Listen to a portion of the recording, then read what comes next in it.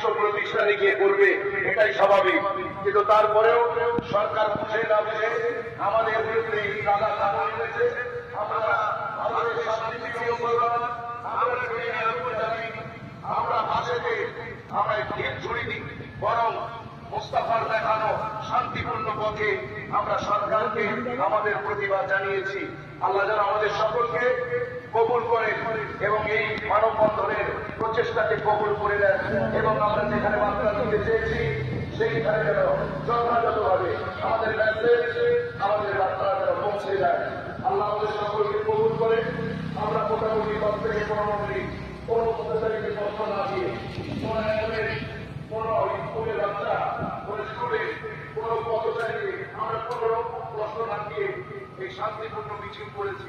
আল্লাহ আমাদের সকলের এই মিছিলকে কবুল করে নেন। আমরা